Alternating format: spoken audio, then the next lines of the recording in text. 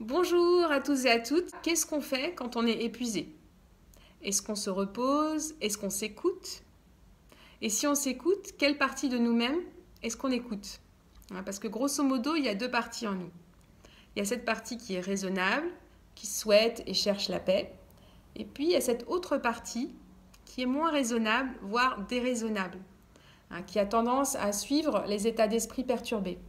Par exemple, des désirs incontrôlés.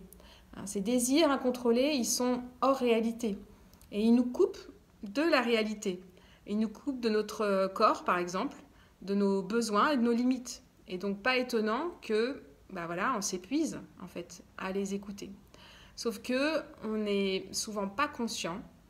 Même si on est conscient, on n'a pas forcément envie de les écouter. C'est tellement fort, c'est tellement dans nos habitudes qu'on se laisse emporter, en fait, par ces désirs, ou bien aussi par ces idées qu'on a sur nous-mêmes, ces idées limitées.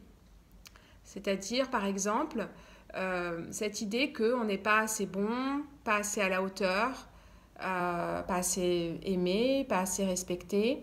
Et donc, on va en faire de trop, on va en faire plus pour justement être aimé, respecté et qu'on voit qu'on est assez bon et à la hauteur. Et ça, tout ça, c'est dans notre petite tête. Sauf que, en faisant ça, en fait, on s'écoute plus, on n'écoute plus la réalité, à savoir nos limites. Et donc, pas étonnant, encore une fois, qu'on s'épuise. Et pour le coup, on va avoir deux approches. On va avoir donc, une approche curative. Donc, si on est vraiment épuisé maintenant, qu'est-ce qu'on peut faire pour aller mieux? Donc, on va prendre soin de nous.